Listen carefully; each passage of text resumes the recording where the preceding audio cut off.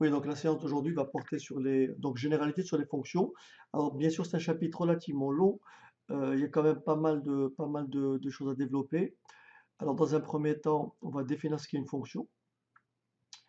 On va définir ce qu'est la courbe, ce qu'est un domaine de définition, un ensemble de définitions d'une fonction, ce qu'est une courbe représentative d'une fonction, savoir effectuer des lectures graphiques,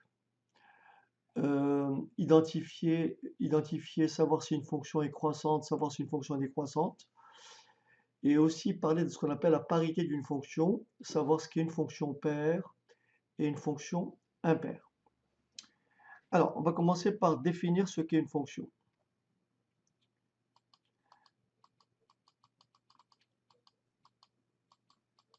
Alors, donc, on appelle fonction à variable réelle, donc définie sur grand D, l'ensemble grand D qu'on appellera l'ensemble de définition. Donc, c'est une relation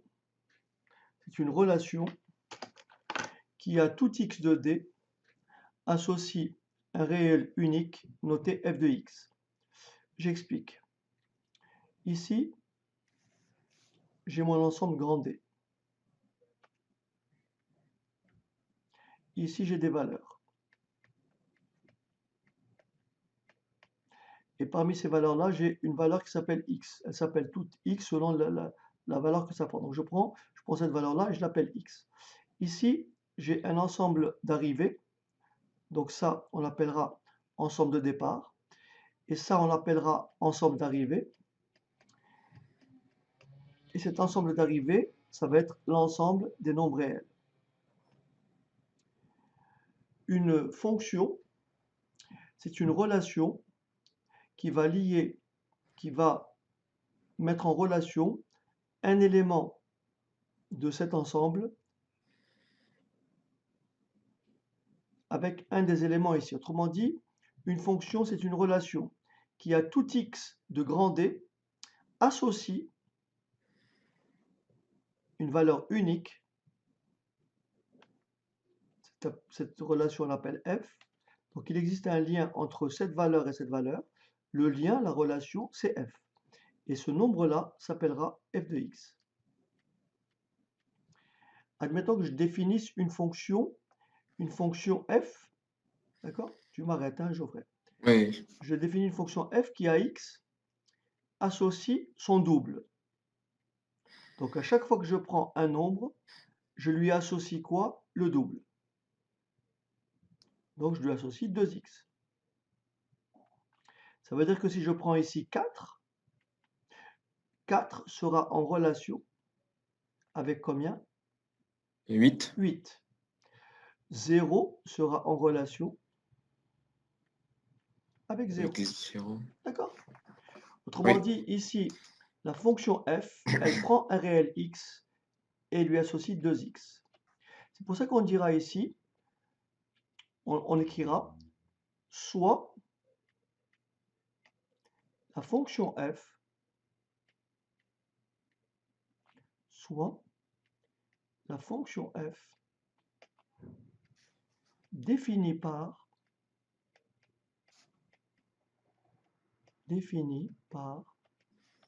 f de x égale 2x. Alors attention au vocabulaire. Il faut distinguer fonction, on dira fonction f. La lettre f désigne une fonction. Mais f de x, on ne dira jamais la fonction f de x. F de x est un réel. F de x est un nombre. Donc, ne jamais confondre f qui est une fonction et comme tu vois ici, f de x qui est soit 2, soit 8, soit 0, qui est un nombre. On ne dira jamais la fonction f de x, ça ne se dit pas. On dira la fonction f définie par f de x égale par exemple 2x. D'accord. Fonction f. Alors on verra comment ce que représente f de x. Si j'ai une fonction f,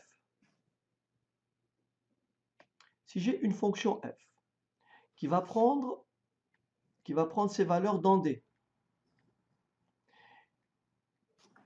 ensemble de départ grand D, ensemble d'arrivée, ensemble de départ grand D, ensemble d'arrivée grand R, l'ensemble des nombres réels. On prend un nombre x. À tout x, on associe une image unique que j'appellerai f de x. Et la relation qui lie x et le nombre réel f de x, c'est f. F de x porte un nom. On dit que f de x est l'image de x par f. Et on dira que x est l'antécédent de f de x par f. Ça veut dire, si je prends une fonction f qui à x associe, par exemple, x au carré plus 1. Et admettons que je construise ce qu'on appelle une table de valeurs. Une table de valeurs, ça veut dire quoi?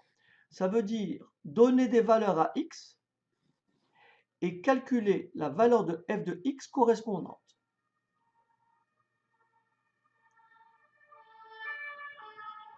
Donc ici, j'ai x et ici, j'ai f de x. Admettons, par exemple, je prends ici moins 1, je prends 0, je prends 1, je prends 3. À quoi est égal f de moins 1?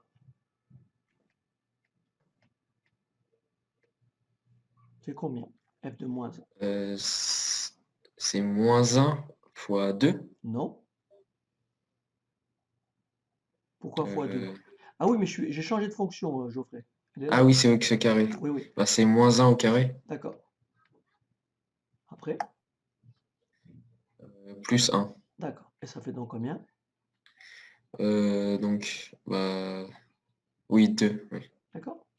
F de 0. Ça fait 0.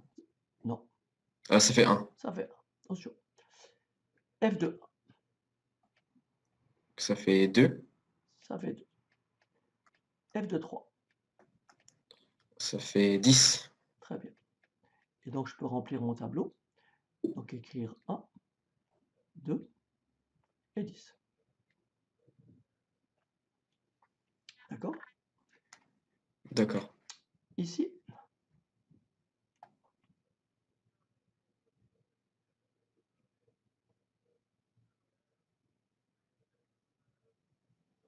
ok. Est-ce que tu es d'accord pour dire que, finis la phrase, 10 est, que représente 10? Euh, c'est l'image Très bien. Alors, 10 est l'image, continue, est de l'image, x non pas par de x, euh, est de l'image, f. non, c'est l'image d'un nombre, lequel? Ah, de 3 Est l'image de 3, mais par par quel f. procédé? Par f. Ça, c'est très important à écrire. 10 est l'image de 3 par f. 2, Et l'image de 1 par f. très bien, est l'image de 1 par f. Parfait. Attention maintenant.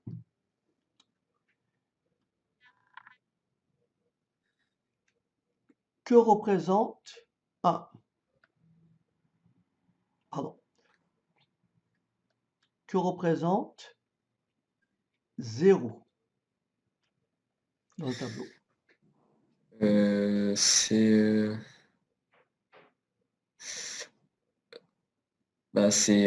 l'image. Dans le tableau. Ah non, c'est X. Oui, que représente-t-il? 0 et...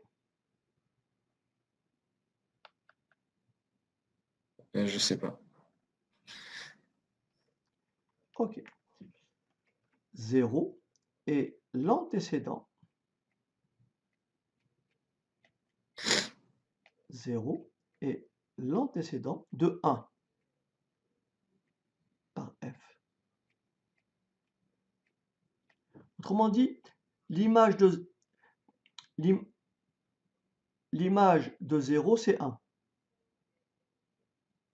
D'accord. L'image de 0, c'est 1. Donc 1 est l'image de 0 par f. Oui, Mais si je me place ici, je dis que ce nombre-là, c'est l'antécédent de 1 par f. C'est dans l'autre sens. Donc quand je vais comme ça, je trouve l'image. L'image de ce nombre, c'est ce nombre. Mais quand je vais d'accord. comme ça, et je lis ici, je dis l'antécédent de moins 1, Oui, c'est 2. d'accord. Pardon, moins 1, pardon, excuse-moi. Pardon. Moins 1 est l'antécédent de 2 Oui, par f. oui, d'accord. Moins 1. Donc 0 est l'antécédent de 1 par f. Ok. Quel est d'après toi l'antécédent de 17 par f? Euh, L'antécédent, bah là on l'a pas. Il faut le trouver. Comment fait-on? Euh, Trouver l'image de... Trouver... Tu me suis? Trouver... Ah zut. Alors, trouver l'image. Trouver l'image d'un nombre par cette fonction f. Trouver l'image de 5, l'image de -3, l'image de 10, c'est facile. Il suffit de oui, remplacer x par 5, ou par 3, moins 3. -3 ça fait 10, et bien sûr 10 ça fait 101. D'accord? Maintenant ici, Oui. je te demande de me trouver l'antécédent de 17. Donc il faut trouver Euh, la valeur de x. Tu me suis, regarde bien. Il oui. faut trouver la valeur de x pour que f de x, c'est x que je ne connais pas cette fois-ci. Pour que f de x soit égal à combien? À 17. Voilà. Et Ah, il je me faut, souviens, c'est. Je vais faire. il faut résoudre cette équation. C'est 2x égale 17. Non, x au carré plus 1. Oui, mais là, on a changé de fonction. Ah oui, c'est vrai. Donc c'est x au carré plus 1 égale 17. Voilà. D'où, Donc, euh, donc x égale 16. et après.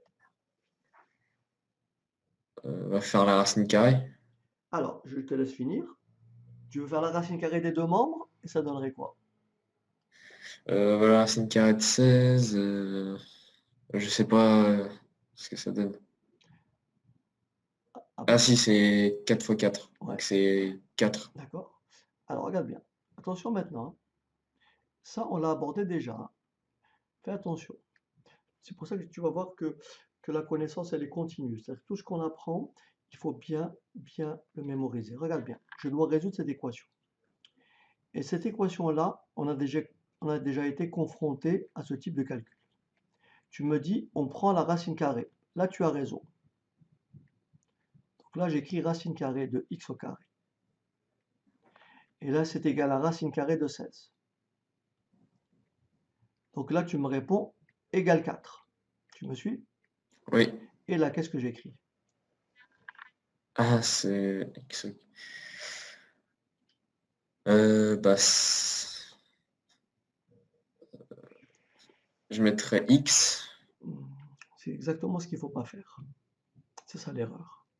Ah, C'est ça l'erreur. Lorsqu'on apprend des choses, il faut les approprier. Il faut que tu les prennes, tu les notes et tu les oublies pas. Parce que qu'est-ce qui se passe? Lorsqu'on a abordé une notion, si on utilise une notion qu'on a déjà abordée, et si on ne répond pas, c'est qu'on n'est pas dans la continuité.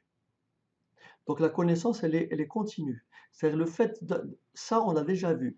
Racine carrée de x au carré, on a dit que la racine carrée d'un nombre est toujours égale à un nombre positif. Et oui. donc, la racine carrée de x au carré, ce n'est pas x, mais valeur absolue de x.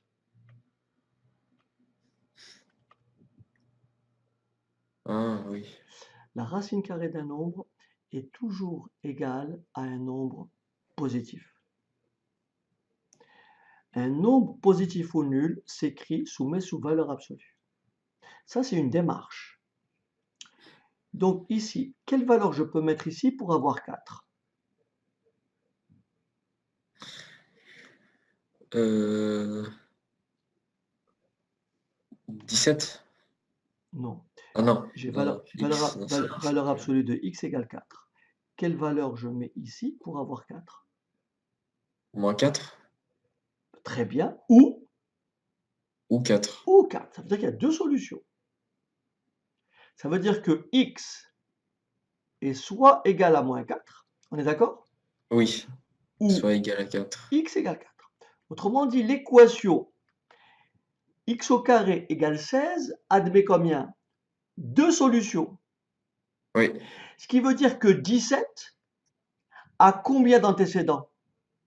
2. 2. 17 a pour antécédent moins 4 et pour Et 4. antécédent plus 4. D'accord. L'image de moins 4 par f, c'est 17. Moins 4 au carré plus 1, ça fait 17. D'accord? Oui, L'image de 4 par f, 4 au carré plus 1, ça fait 17. Donc, moins 4 et 4 ont la même image. Moins 4 oui, et 4 ont oui, la oui. même image. C'est Et 17. 17 admet combien? Deux 2 antécédents. antécédents. Est-ce que c'est Ok. clair? Ce qui veut Oui, dire que quand on a une fonction, lorsqu'on a une fonction,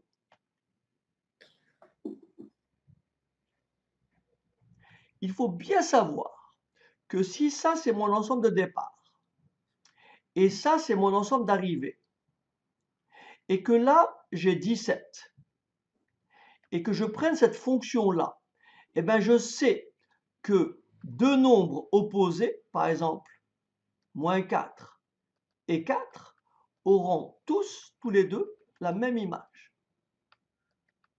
Et moins 4 a une seule image.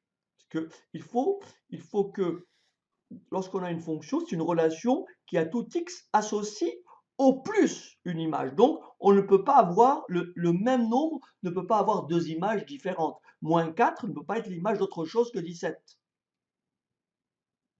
En revanche, un nombre, 17, peut admettre combien? bah, Deux plusieurs antécédents. antécédents. Et regarde bien ici dans le tableau que j'ai fait ici. L'image de moins 1, c'est combien? C'est 2. 2. L'image de plus 1, c'est combien? C'est C'est 2. 2 aussi. 2 admet deux antécédents. Plusieurs antécédents. Ok. C'est bon? Oui, Maintenant, je fais un petit aparté pour ce calcul-là. Je t'avais posé la question, comment on résout cette équation-là? Ça maintenant, il faut que ça soit vraiment automatique. N'hésite pas. euh, je te rappelle que ces cours-là, ils sont en ligne, hein, tu peux les oui, retrouver. Hein, tu les retrouves en fait. Après, si tu veux te refaire une petite fiche, tu les relis sur Internet. Je les poste à chaque fois. D'accord? d'accord. Pour justement que tu mémorises. Et donc maintenant, regarde, je vais aborder cette réponse-là différemment. Là, je suis passé par les valeurs absolues, mais j'aurais pu faire ceci. Et on a déjà vu ça, tu me diras. Résous cette équation-là. X au carré égale 16. ça revient à résoudre quelle équation? X au carré moins 16 égale 0. Est-ce que tu me suis? Oui. Et Refaire une voilà, identité remarquable. voilà. Et rappelle-toi, x au carré moins 16, c'est une différence de carré. C'est a carré moins b carré. Et on a Oui. déjà vu que c'est x moins 4, facteur de X plus 4. égale combien? 0. Et on retrouve bien les deux solutions. Soit x égale 4, ou x égale combien? Moins 4. Voilà. OK? Oui. Attention. Il faut commencer maintenant à s'imprégner il faut être précis, en fait. Dès que tu as compris une notion, il faut te l'approprier. Il faut la noter, il faut la renoter, il faut la relire. Ça, c'est D'accord. des éléments très importants. Tu vois, on a abordé des cours avant et tu vois comment on fait appel à tout ce qu'on a fait précédemment. C'est très important. Et tout est comme ça, en fait. Il faut pas qu'il y ait de, faut pas qu'il y ait de, faut pas qu'il y ait de trou, faut pas qu'il y ait de gap entre, entre un chapitre et un autre. Ça doit être continu, en fait. Donc, quand une notion est acquise, on peut en avoir besoin plus tard. Ça, D'accord. voilà, ça, faut vraiment l'intégrer. D'accord? Donc, pour résumer ici, donc lorsqu'on a une fonction f, on a un ensemble de départ grand D, qu'on appelle ici l'ensemble de définition de la fonction. Ça, c'est l'élément de départ. Il admet pour image ce nombre-là qu'on appelle f de x. Donc, ce nombre-là admet un antécédent, c'est ce nombre-là. Est-ce que ça va? Donc, si je prends mon Oui. tableau lu comme ça, l'image de 1, c'est 2. L'image Oui. de 1, c'est 2. L'antécédent de 10, C'est 3. c'est 3. Ça va? Oui. Voilà. L'image de moins 4, c'est 17. Les antécédents de 17 sont moins 4 et Et 4. 4. D'accord. Bien compris? Oui. OK. Alors,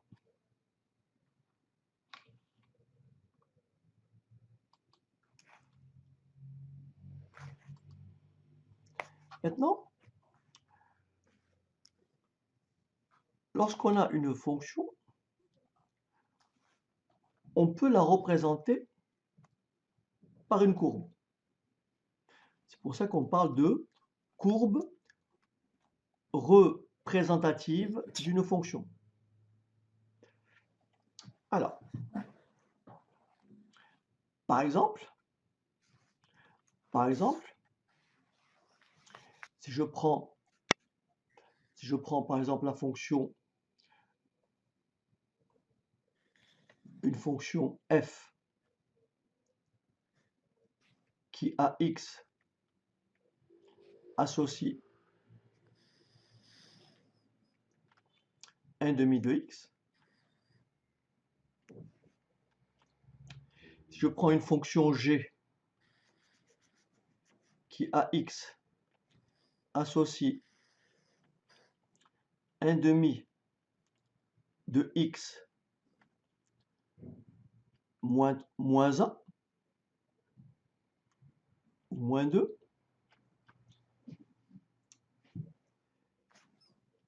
est-ce que tu connais le nom de la fonction f? Elle s'appelle comment f? C'est une fonction. 1 demi X. Oui, c'est quelle forme?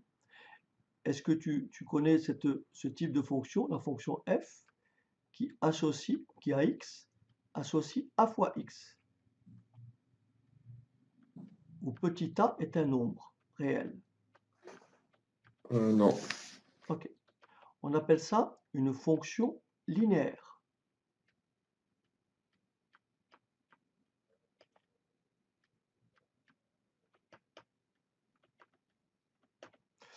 Toute fonction définie par f de x égale à a fois x, où petit a est un nombre. Tu vois ici, a, c'est un demi.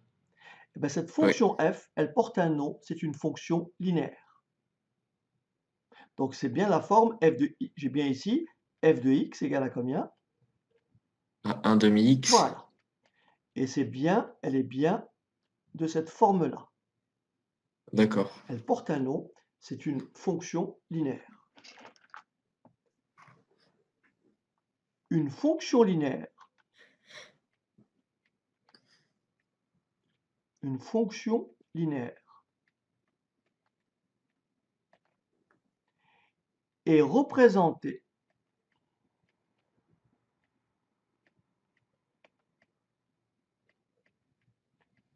une fonction linéaire est représentée par une droite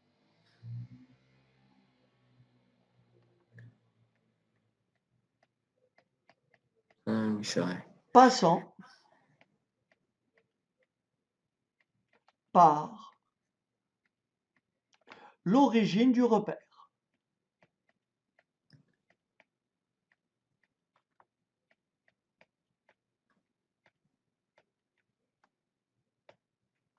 D'accord? D'accord. Si je trace mon repère, je fais une table de valeurs. Je fais une table de valeurs. Je fais une table de valeurs.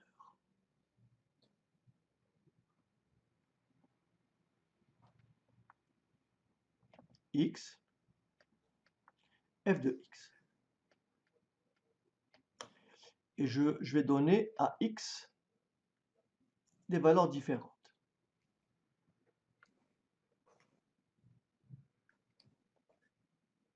D'accord? Je vais commencer par moins 2,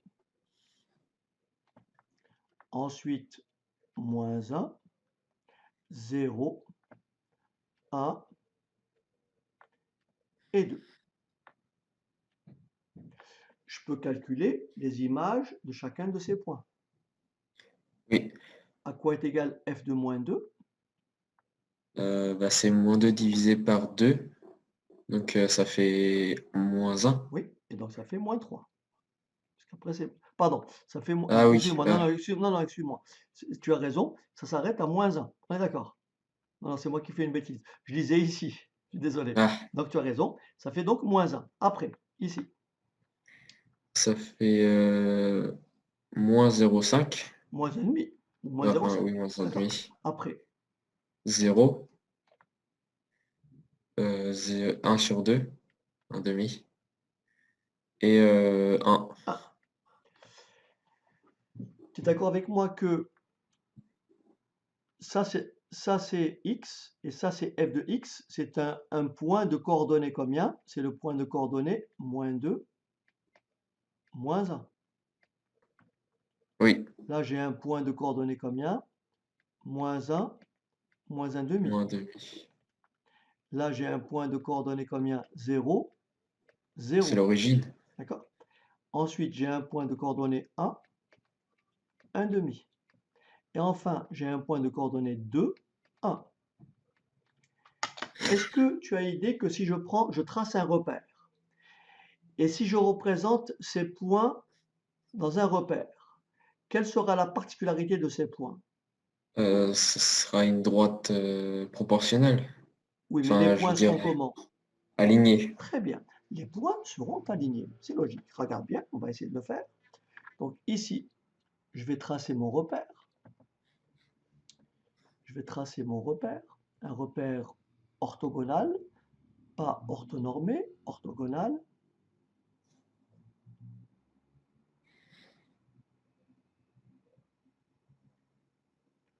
Donc là, je vais prendre l'unité. Là, ça va être plus 1. Et là, ça va être moins 1. Je fais ça à peu près. Oui, Donc là, j'ai moins 1, moins 2. Là, j'ai plus 1, plus 2. Je place le premier point. Le premier point, c'est combien on a dit? Moins c'est 2, moins 2, moins 1. moins 2, moins 1. Donc, il est à peu près ici, d'accord? Oui, Oui, moins 2, moins 1. Le deuxième point, moins 1, moins 1 moins demi, il est 2. à peu près ici, d'accord? 0, 0. 1 plus 1 demi, il est à peu près ici. Et enfin 2, 1, il est à peu près ici. Et tu vois bien que les points sont bien alignés. Aligné. Et ces points-là, ils passent bien sûr, ils Par passent l'origine. à droite, elles passent par l'origine. C'est ça. Donc ça, c'est la représentation graphique d'une fonction linéaire. C'est la raison pour laquelle, pour représenter une fonction linéaire, je n'ai pas besoin de 36 points. J'ai besoin de combien de points? 2 points suffisent. Puisque si j'ai 2 points, je sais que par 2 points ne passe qu'une droite et une seule. Par l'origine. Et ça passe forcément par l'origine. Oui, une fonction linéaire passera par l'origine. Donc, alors, le premier point, c'est l'origine, et il suffit de prendre un deuxième point. Est-ce que c'est bon? Oui. Donc, si je prends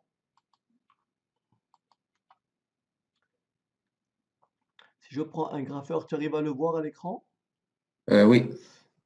Donc, si là, je saisis ici, je saisis ma fonction linéaire, donc je fais f de x égale 1 demi, donc 1 divisé par 2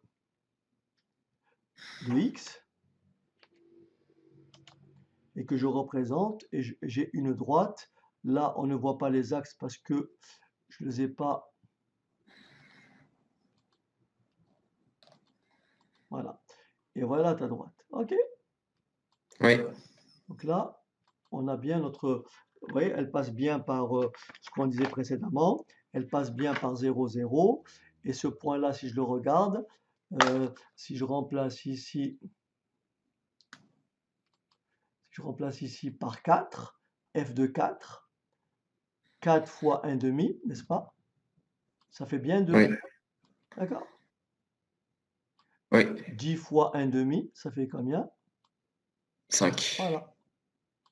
OK? Oui. Donc ça représente une fonction linéaire. Une fonction linéaire est toujours représentée par une droite passant par l'origine du repère. Ça, il ne faut pas l'oublier.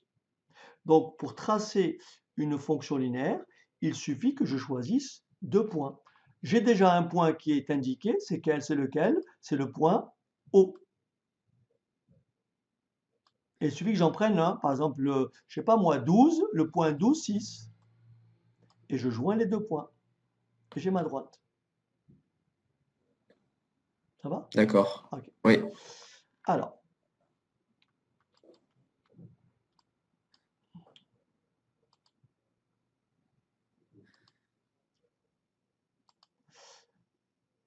maintenant, je reviens à ce que j'ai écrit tout à l'heure. Voilà. Donc là, je vais effacer cette partie-là. Donc là, on vient de définir une fonction. On appelle ça des fonctions de référence. En seconde, les fonctions de référence, c'est la fonction linéaire, d'accord? Oui. La fonction affine, Oui. la fonction carrée, Oui. qu'on verra, et la fonction inverse, 1 sur x. D'accord. Et après, la fonction cubique, mais ça, c'est après. Mais les références, c'est linéaire, affine, carré, inverse. D'accord? D'accord. Alors, on vient de voir ce qu'est une fonction linéaire. Maintenant, on va définir ce qu'est une fonction affine. Une fonction affine est une fonction une fonction f qui a x associé cette fois-ci à x plus b. Moins. Et là, on appelle ça une fonction affine. Donc ici, nous avons la fonction g est une fonction affine. Pourquoi? Parce que a est égal à combien? A est égal à combien? À 1 demi. 1 demi. Et b est égal à combien? Moins 2. A moins 2. Donc ici maintenant, je vais effacer mon tableau. Et pour g, pareil, je vais faire un tableau de valeurs. Et voilà ce qu'il faut savoir. Ça, c'est très important. Il faut savoir qu'une fonction affine, hein, donc ça, il faut le savoir, une fonction affine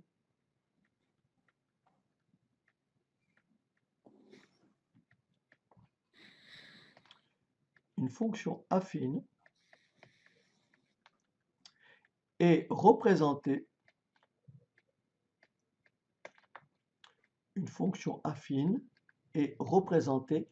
par une droite. Cette fois-ci, elle ne passera pas par l'origine. Donc, ce sera une droite qui aura cette allure-là. Ça, tout ce que je trace là, ce sont des fonctions affines. Ouais. Alors, je donne quelques exemples. Ceci représente une fonction affine. Ceci représente une fonction affine. Ceci représente une fonction affine. Etc. OK? Ce sont toutes des fonctions affines. Ce sont des droites, mais aucune des droites ne passe par l'origine. Autrement dit, une fonction linéaire, c'est une fonction affine particulière. C'est une fonction affine telle que petit b égale à combien? À 0. Moins 2. À 0. Ah, Si b à égale 0. 0, ma fonction linéaire devient affine. Ah oui, T'as compris? Une fonction oui. linéaire est un cas particulier de la fonction affine. Donc là, le petit b est égal à 0. D'accord? D'accord. Ok. Bien. Oui, OK. Donc maintenant, si je veux représenter une fonction affine, 2 points suffisent en fait. Mais je vais en prendre plusieurs.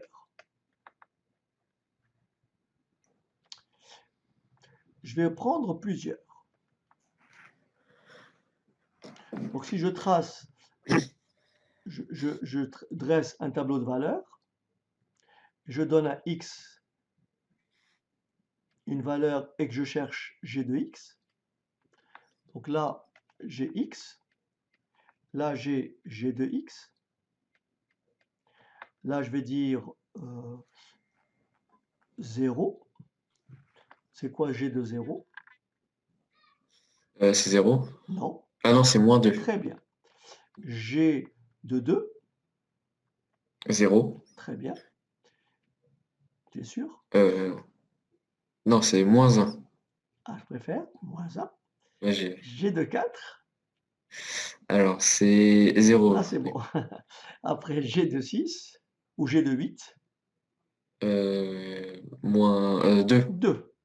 Et donc, si je trace mon repère et je veux représenter cette fonction affine, n'est-ce pas? D'accord? Cette fois-ci, Oui. je place mes points et comme tout à l'heure, j'aurai forcément des points alignés.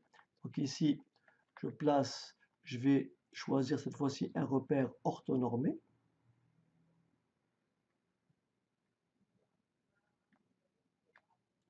Voilà. Et donc, elle passe par 0, moins 2. D'accord? Elle passe par 2, moins 1. À peu près, hein? D'accord? Oui. Après, par 4, 0.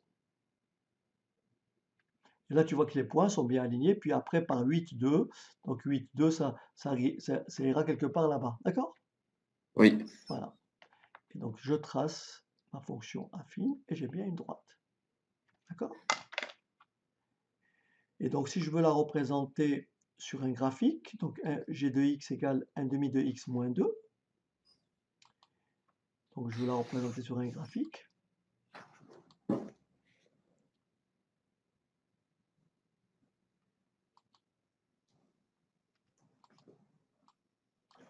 Que là, j'indique les axes. Et donc là, je choisis g de x égale 1 demi de x moins combien? Moins 2, on a dit? Moins 2. Oui. Voilà. Et ça nous fait bien notre droite. Elle passe bien par 4, 0, 0, moins 2, etc. D'accord. D'accord? Oui. Okay.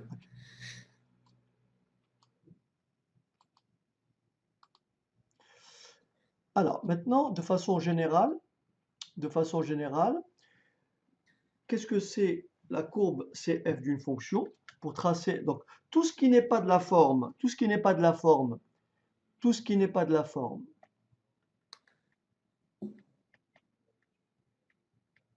cette forme-là,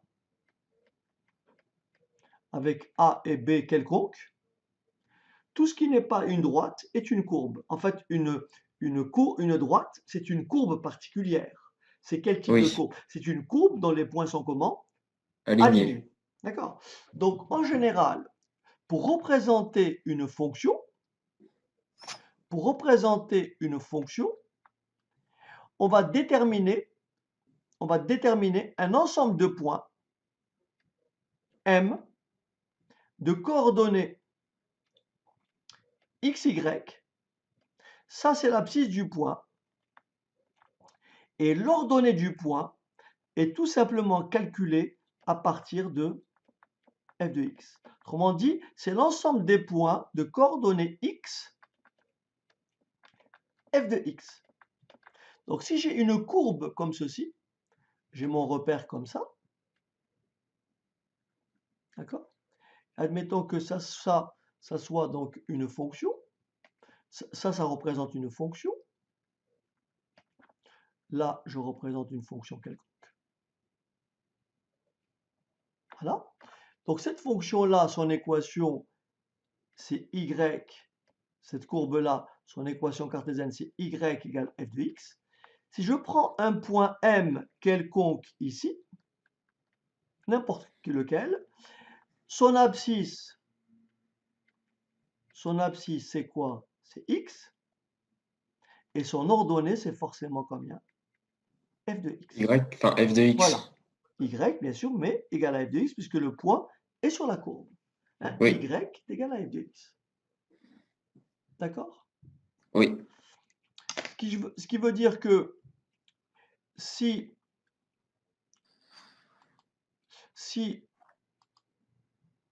je dresse une table de valeurs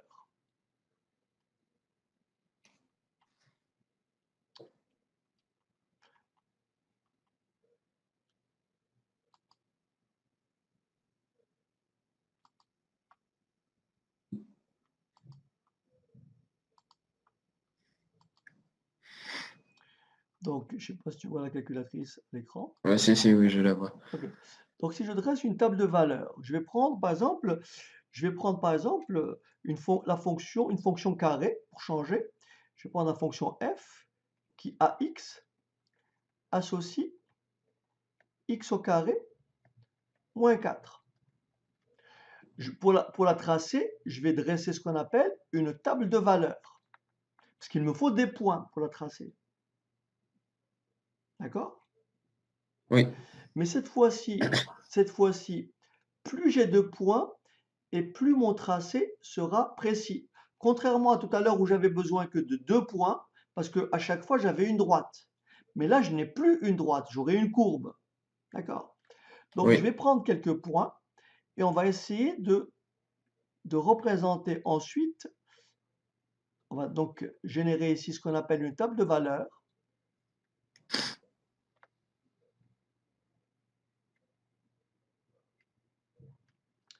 Donc ici, x, et là, f de x.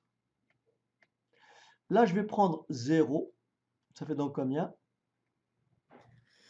Ça fait ah oui, moins 4. Moins 4. Je vais prendre moins 2. Pardon, 2, 1, pardon. Ça fait moins 3. D'accord.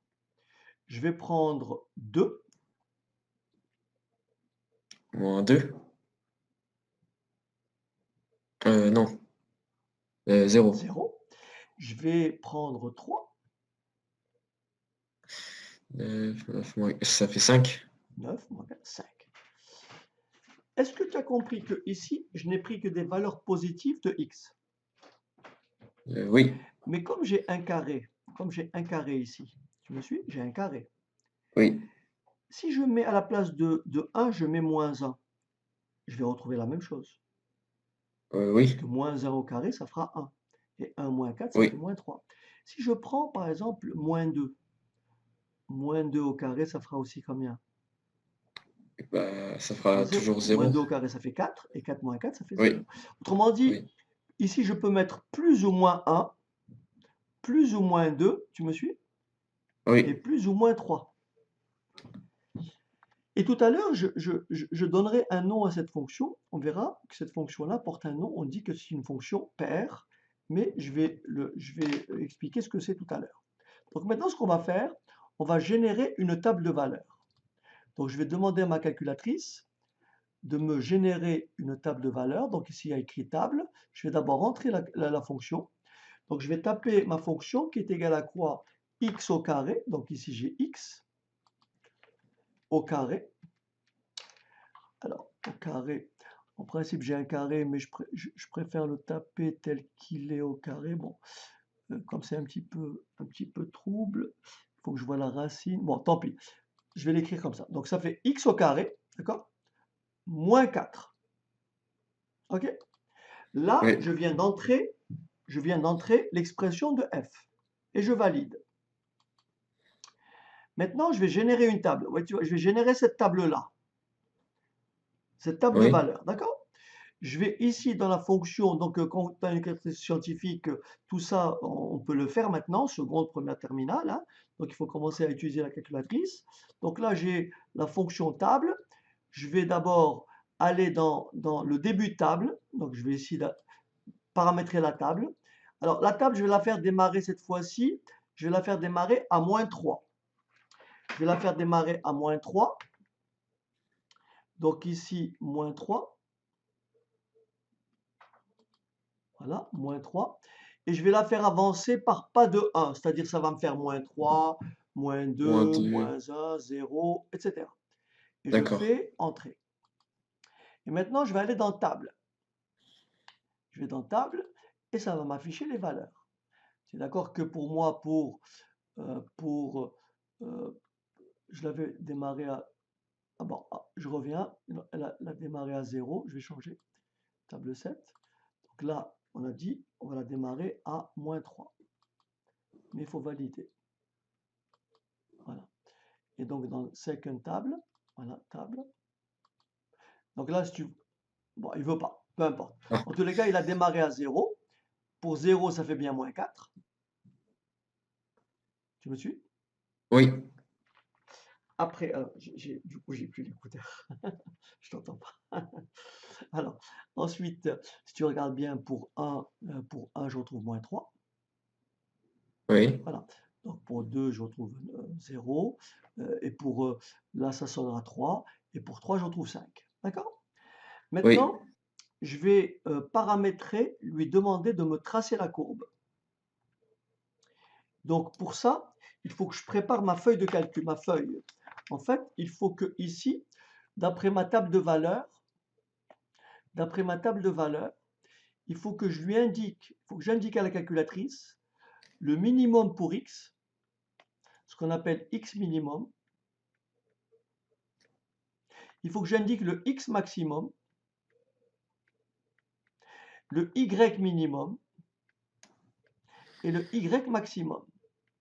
Bon, moi, je veux travailler sur quel intervalle on a dit? Entre -3 et 3. Donc le x minimum, ça va être combien? bah, Moins moins 3. 3, Le x maximum, ça va être quoi? Plus 3. Et 3, grâce à ma table de valeurs, je vois que le maximum que je vois pour y, c'est combien? C'est 5. c'est 5. Bon, je vais faire varier quand même y. Alors ici, x, je vais le faire varier de -4 à +4. Et le y, je vais le faire varier de moins de le minimum, c'est toujours, donc là je vois -4. Je Moins vais faire 4. varier de -8 à 12. OK? D'accord. OK. Alors je vais dans ma fenêtre, ici, ma fenêtre donc de calculatrice. Donc x minimum -4. X maximum, on a dit, on va prendre, allez, on va prendre 8, 6, 5, 4, allez, 6. C'est pas important. L'échelle, donc par quel pas? C'est-à-dire que ça va me donner les points, tu vois, -4, -3, -2, tu suis ou pas? Ça, c'est le pas. Oui, Et pour Y minimum, on a dit -8, donc on descend. Y maximum, on a dit 12. Et pour le pas, on va laisser 1. Voilà. Et après, on va lui demander de nous tracer le graphique. Et là, cette fois-ci, on aura ce qu'on appelle une parabole. Voilà. OK. Et là, tu vois bien qu'elle passe bien par, rappelle-toi ici, c'est cette valeur-là, c'est plus 1. Cette valeur-là, c'est combien? Pardon. Cette valeur-là, c'est combien? C'est C'est 2. 2. Et 2 zéros. Tu suis? Ah oui. Voilà. Et là, moins 2 zéros. Oui. Et si tu regardes bien, quelle est la particularité de cette courbe? Regarde bien. Tu es d'accord qu'elle est symétrique par rapport à l'axe des ordonnées. Ah, Voilà. Ça veut oui. dire que pour les x positifs et pour les x négatifs, j'ai la même ordonnée à chaque fois. Tu vois, pour 2 et moins 2, c'est le même nombre. Oui. Pour 1 et moins 1, c'est le même nombre. Oui. Cette fonction-là, elle porte un nom, on dit que c'est une fonction paire. Pourquoi c'est intéressant de savoir que c'est une fonction paire? Parce que quand tu vas la représenter plus tard, tu n'auras simplement qu'à trouver des valeurs positives de x, et par symétrie, tu vas tracer l'autre partie. C'est ça l'intérêt de savoir qu'une fonction est paire. Mais on va la définir tout D'accord. à l'heure. D'accord? D'accord. Ok. Donc ça, c'est les étapes. C'est 1, trouver une table de valeurs et ensuite représenter les points par un nuage que l'on relie pour avoir notre courbe. Est-ce que c'est bon? Oui. Voilà. Alors,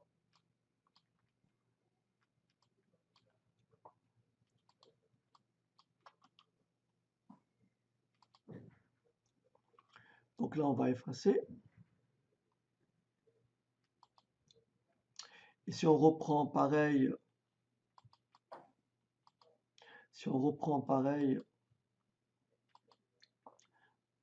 avec notre logiciel de calcul formel et que l'on représente toujours cette fonction g ou cette fonction f, cette fois-ci on a dit f de x égale x au carré, f de x égale x au carré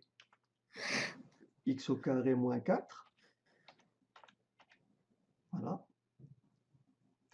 Et on obtient, bien sûr,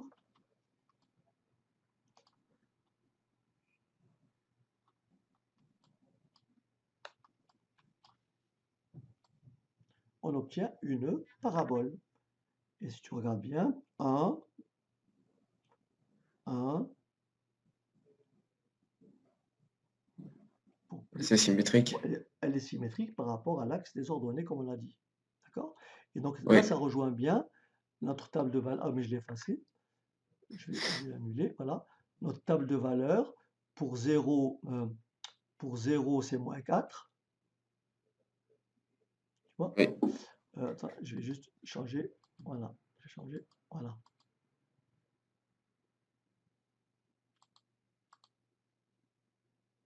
Alors, voilà. Pour 0, c'est moins 4. 0, c'est moins 4. Pour plus 2 et moins 2, c'est combien? 0. C'est 0. Pour 1, regarde bien, si tu regardes bien pour 1, hein, si tu regardes bien pour 1, plus 1, à peu près ici.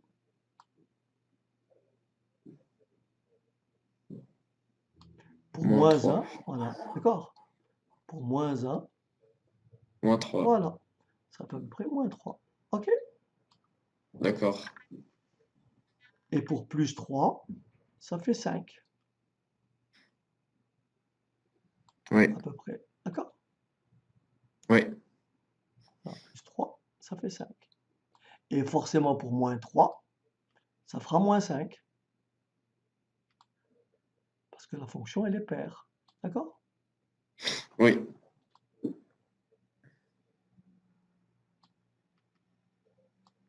Voilà. OK? Alors, j'ai pas été trop vite, ça va? Non, ça Tu as bien va. compris? OK. Alors, tout ce que je te donne là, c'est vraiment, il n'y a rien à jeter, quoi, en fait. Il Oui. faut tout retenir. D'accord. Il y a rien de superflu, en fait. D'accord, Même dans les outils utilisés, donc le GeoGebra, la calculatrice, tout ça, ça fera partie de ton univers après, et notamment la d'accord. calculatrice. D'accord? Oui, Alors, et on en vient à ceci, on en vient à ceci, une fonction, une fonction est paire, d'accord? Une fonction est paire. oui, Si pour tout x appartenant à l'ensemble de définition D, il faut que l'opposé de x soit aussi, il faut que l'opposé de x appartienne aussi à D. Rappelle-toi tout à l'heure, plus 2 et moins 2. oui, Eh bien, si f de plus 2, si f de moins x est égal à f de x, si en plus, chaque fois que x appartient à D, moins x appartient à D, et f de moins x égale f de x, on dit que la fonction est comment? Paire. paire. Regarde bien tout à l'heure, je reprends ma fonction tout à l'heure, f de x, alors, regarde bien, f de x est égal à x au carré moins 4. Tu es d'accord que chaque fois que je peux prendre n'importe quelle valeur de x appartient à D, je peux prendre plus 2, je peux calculer f de 2, je peux calculer f de moins 2. Je peux calculer f de 3, je peux calculer f de moins 3. Donc chaque fois que j'ai x qui appartient à D, il existe un moins x qui appartient à D. Chaque fois que j'ai un nombre, j'ai son opposé. Oui, D étant l'ensemble de définitions. Et là, je remplace x par moins x.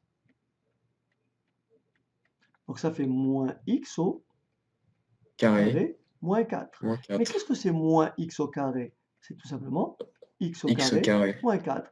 Et là, c'est bien égal à f de x. La fonction f est paire. Oui, Et chaque fois qu'on a montré qu'une fonction est paire, quelle est la conséquence géométrique?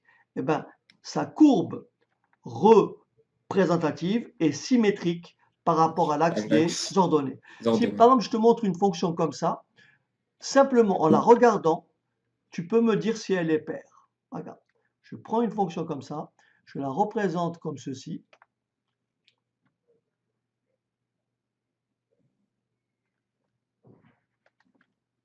Bon, ça sera schématique, hein, Geoffrey, hein, c'est pas exact. Oui, Voilà. J'ai une fonction comme ça.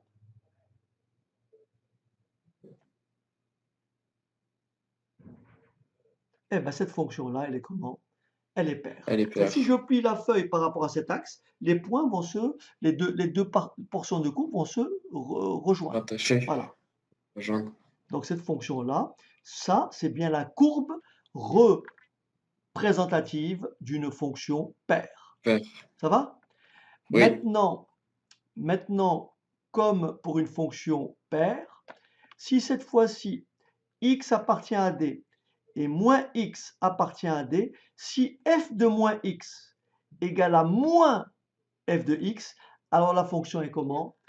Impaire. impair. Et une fonction impaire est toujours symétrique par rapport à l'origine du repère. Du rep. Regarde bien, si je représente cette courbe-là, cette courbe-là,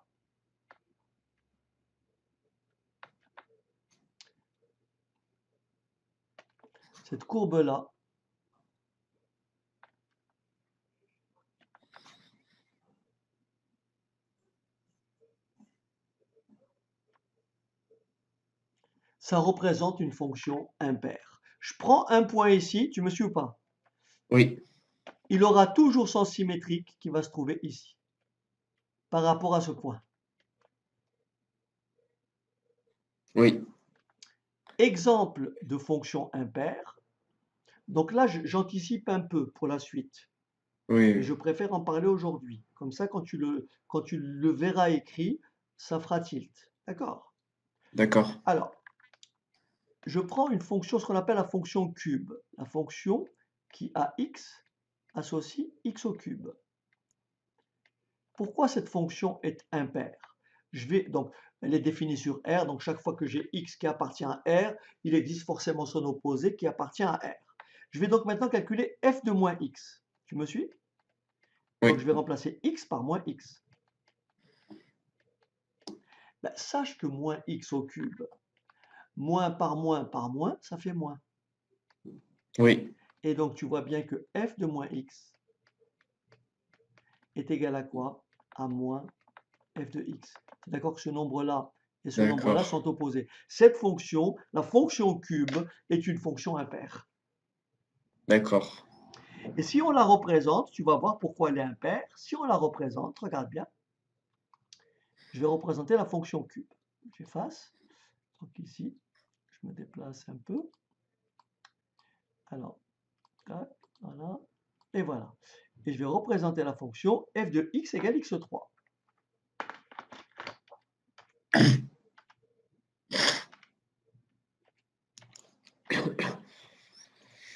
Et voilà.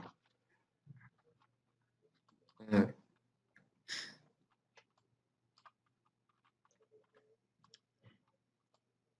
Je la grossis un peu pour te montrer qu'elle est vraiment symétrique par rapport à O. Regarde, je prends un point ici. Regarde, je vais te montrer la symétrie.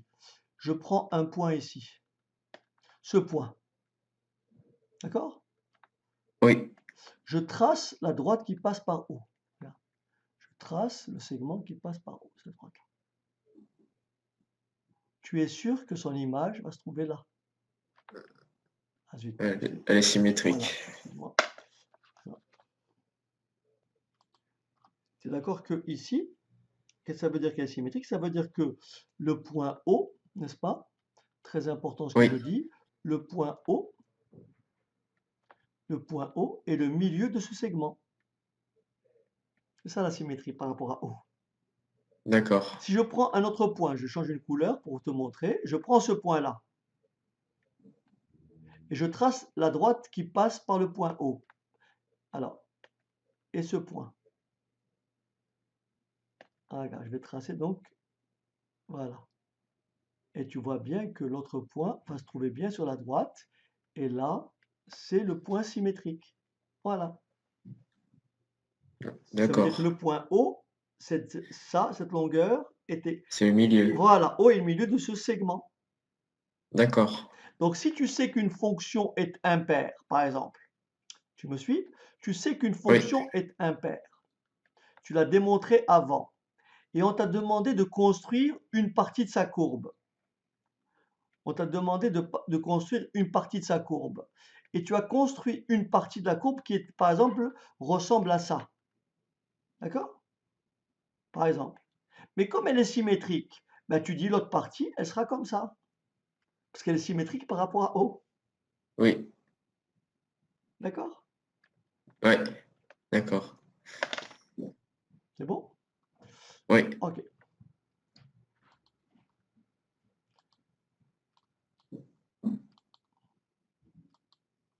Alors, donc on résume ici. On résume ici. Pour qu'une fonction soit paire, il faut que x appartienne à d moins x appartient à d, et il faut que f de moins x soit égal à f de x. Une fonction est impaire si à chaque fois que x appartient à d, moins x doit appartenir à d, et il faut que f de moins x soit l'opposé de f de x. La particularité d'une courbe, d'une fonction paire, une fonction paire a sa courbe symétrique par rapport à l'axe des ordonnées. Une fonction impaire a sa courbe symétrique par rapport à l'origine du repère. D'accord? d'accord. Oui, Alors, très rapidement, ça va, on peut finir juste répondre aux petites questions là que j'avais posées. oui. Ok. Alors, ici, j'ai une fonction. Alors, pourquoi j'ai appelé exercice 2? Quel est le 1? Ah oui, le 1, c'est celui-là. Ah oui, bon, il s'appelle 1, je l'ai appelé 2. Bon, il s'appelle 1, celui-là. On va l'appeler 1. Ok. Alors, soit la fonction f définie par. Bon, tu peux me dire quelle est la nature de la fonction f? F est une fonction comment? Et affine. Très bien. F est une fonction affine. Quelles sont les images de 3, de moins 2 et de 5? Donc ça, on a compris. On y va. Alors, f2, l'image de 3, c'est f de 3, n'est-ce pas? Allez, on Oui. y va. F de 3 égale. Donc c'est 3 fois 3 plus 4, D'accord? Ça fait 13. 13. Très bien. moins 2. C'est 3 fois moins 2 plus 4, donc ça fait moins Très 2. bien. F2, 5. 3 fois 5 plus Ouais, 4 égale très bien. 19. Maintenant, on va déterminer les antécédents de F, de moins 8, de 0 et de 4 par F. Qu'est-ce qu'on va faire? On va résoudre une équation. Oui, Donc, on va écrire quoi? F de x d'abord égale à combien? Moins 8. à moins Ce 8. qui équivaut à 2x 3x, égale moins non, 8. 3x plus 4 égale moins 8. Euh, Et oui, ah f de x, oui, c'est 3x. ah oui, c'est C'est vrai. bon? Donc, ça Oui, équivaut à 3x égale à moins 8 moins 4. oui, Ça équivaut à 3x égale moins 12. oui, Et ça équivaut à x égale à moins 12 divisé par sur 3. C'est-à-dire x égale à combien? Moins 4. à 4, Ce ouais. qui veut dire que l'antécédent de moins 8 par f, c'est moins 4. Est-ce que ça va? Oui, Maintenant, l'antécédent de 0 par f. J'écris f de x égale 0. oui. Ce qui équivaut à 3x 3x plus plus 4 4 égale 0. égale 0. Ce qui équivaut à... Mm. Donc là, tu as compris, on peut faire directement x égale moins 4 tiers. Ça Oui, va? Hein, je saute une étape. Je passe le moins 4, ça fait moins 4 et je divise par 3. oui. Ensuite, l'antécédent de 4. Bah, c'est f de x égale Très 4. bien. Ce qui équivaut à... 3x Très, plus 4 égale très 0. bien. Donc Non, 3x plus 4 égale 3x. 4. Oui, oui, ouais, je me suis OK. trompé. Soit 3x égale 8, non, 4, 0. 0, d'où Oula. x égale 0 sur donc 3. 0. D'accord? Bah oui, 3 fois 0, 0. 0. 0 sur 3, ça fait 0. C'est bon? Donc Oui, les antécédents de moins 8, on le sait. L'antécédent de moins 8, c'est moins 4. L'antécédent de 0, c'est moins 4 tiers. Et l'antécédent de 4, c'est 0. 0. Interpréter graphiquement les résultats, c'est que euh, la fonction f va passer par les points de coordonnées, le point de coordonnées moins 4, moins 8, 0, 4, c'est bon ou pas? Et moins Oui. 4 tiers, 0. Le point de coordonnées 1, 7 appartient-il à la courbe? Bah oui, Pourquoi? Parce que f de 1 égale combien? égale 7. Voilà. Ça veut dire que l'ordonnée du point, c'est bien f de 1. Ça Oui, va? Parfait. OK. Alors, exercice numéro 2. Soit la fonction f définie sur l'intervalle 1, 4. L'intervalle 1, 4, regarde bien, il part bien de 1 ici à 4. OK? oui, Ça, c'est la courbe. Et CF, c'est sa courbe qui représente la fonction f. D'accord? oui. Question numéro 1. Choisir la proposition correcte. Petit a. Le maximum de f sur l'intervalle le maximum de f sur l'intervalle 1, 4 est égal à 1. Est-ce que c'est vrai? Non, Pourquoi? bah parce qu'on voit que la courbe, elle monte jusqu'à 5. Excellent. On peut dire que 1 est un maximum relatif, mais ce n'est pas le maximum, puisqu'il y a des valeurs plus grandes. Est-ce que c'est bon? Donc, cette réponse n'est Oui. pas la bonne. L'image de 1 par f est 2. Est-ce que c'est vrai? Alors l'image de 1, Par f est égale à 2. euh, Regarde la courbe et lis sur la courbe l'image de 1 par f. Combien tu lis pour l'image de 1? donc c'est f de 1, Oui. ça voudrait dire égale 2. Ah non, f de 1 n'est pas égal à 2. Regarde bien la courbe. F de 1, non, elle est égale à moins Très 4. bien, f de 1 égale moins 4. Donc l'image de 1, ce n'est pas 2, mais moins 4. Moins Est-ce que 4. ça va?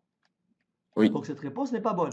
Ensuite, la fonction f est négative sur l'intervalle 2, 3. Sur 2, 3, est-ce que la fonction f est négative? non, Elle est elle est comment? positive. Très bien, parce que la courbe est située au-dessus Oui, de l'axe. Tous les points qui sont ici sont des points d'ordonnée comment? Positive. La courbe, elle est positif. négative entre 1 et et 1,5, oui, puisque les points se trouvent au-dessous de l'axe des abscisses. Ensuite, l'équation f de x égale 0,5. Comment je fais pour trouver f de x égale 0,5? Je cherche tous les points d'ordonnée 0,5. Où se trouve 0,5? Tu me suis que 0,5, c'est ici. oui, Je trace la droite d'équation, je trace tous les points d'ordonnée 0,5. Ils sont là. Il y a combien de points oui, de rencontre avec la courbe? 3. Voilà. Donc il y a combien de solutions? Une solution, Et il y deux en a 3. solutions et trois solutions. Donc la proposition correcte, c'est la proposition C. Oui, D'accord? oui, d'accord. Ici, si on te dit, il y a combien de solutions pour l'équation f de x égale 2, toujours sur l'intervalle en question, f de x égale 2, quel est le point de la courbe? Il y a combien de points de la courbe qui ont une ordonnée 2? Il n'y a qu'à chercher tous les points d'ordonnée 2. Tous les points d'ordonnée 2 Il y se en a une. trouvent, voilà, se trouvent sur cette droite. Il y a un seul point d'ordonnée 2. L'abscisse de ce point, c'est celui-là. Donc cette équation, il n'y en a qu'une. Est-ce que ça va? Oui, Voilà, parfait. Ok. Alors, ici, qu'est-ce que j'ai? Là, je pense que je vais... Est-ce que tu veux qu'on le fasse celui-là ou c'est compliqué? Tu as essayé de le lire? bah, j'avais pas compris cet exercice. Tu veux que je l'explique rapidement? Si oui, je veux bien. Ok. Alors, regarde bien. Ici, en fait, ici, là, j'ai représenté le coût, le coût moyen, le coût moyen. Ici, on appelle coût moyen de production, etc., etc. Le coût total, le coût total, on a du tissu qui était, on a du tissu dont la longueur est exprimée en kilomètres, d'accord? Oui, On a du tissu dont la longueur est exprimée en kilomètres. Donc si j'ai 1 km, j'ai un coût. Si j'ai 2 km, j'ai un coût. Si j'ai X kilomètres, j'ai un coût total. Donc C de X, c'est le coût total pour X kilomètres de tissu. Ce que ça coûte, en d'accord. fait. Et bien sûr, le coût, ici, on ne sait pas s'il est proportionnel ou pas, mais en tous les cas, il y a une fonction coût, c'est le coût total de X kilomètres de tissu. Si tu sais que le coût total, c'est C de X, forcément, tu peux faire une moyenne en divisant le coût total par le nombre de kilomètres de tissu. Ça te fait une moyenne.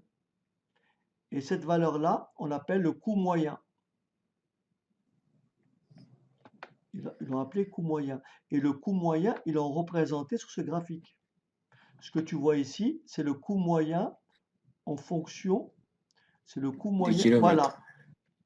C'est par exemple ici, pour par exemple 3 km de tissu, 3 km de Oui, tissu coûte en moyenne 500, 500. 500, 500 quelque chose, 500 euros, 500 000, peu importe. Oui, d'accord. Pour 8 km, ça coûte 600. D'accord. Voilà. C'est simplement pour des lectures graphiques. Il y a pas de, c'est vrai que l'exercice n'est pas très, très explicite parce qu'il manque une partie en fait. Alors ici, D'accord. on me dit donner par lecture graphique une valeur approchée de CM de 7. Qu'est-ce que je fais pour CM de 7? On fait ce qu'on a dit tout à l'heure. On repère C7, d'accord? Et Oui, on 7, voilà. Et on cherche C de 7. Je cherche l'ordonnée de la courbe d'abscisse 7. Et je lis combien? CM de 7, 500. voilà. Donc la réponse à la question 1, c'est CM de 7. C'est pas compliqué en fait. Oui, Voilà. oui, d'accord. C1, c'est tout, c'est pas compliqué. Donc CM de 7 est égal à tout simplement 500. Est-ce que ça va? Oui, À l'aide de ce graphique toujours, donner le tableau de variation. Bon, là, je te parle de ça très rapidement. Lorsque tu as une fonction, on sera toujours intéressé pour savoir si une fonction est croissante, si elle est décroissante, si elle est constante. Est-ce que tu as déjà entendu parler de ça? Bah, je pense que c'est quand ça augmente ou ça Voilà. descend. Si tu regardes bien le coût moyen, qu'est-ce qu'il fait très rapidement? Si je fais un tableau de variation, je te montre à peu près comment ça se présente. Regarde comment se présenterait le tableau de variation. Ici, je travaille sur quel intervalle? Je travaille sur l'intervalle de 1 à combien? À 10. Tu me suis ou pas? Oui. Donc x, la valeur de x varie, Ah, je crois qu'on l'avait fait voilà, ça. x, On l'avait voilà, commencé. x varie de 1 à 10. Tu me suis, Geoffrey? Voilà. Oui, Et tu vois qu'on passe par une valeur à peu près intermédiaire qui est combien? 5. 5.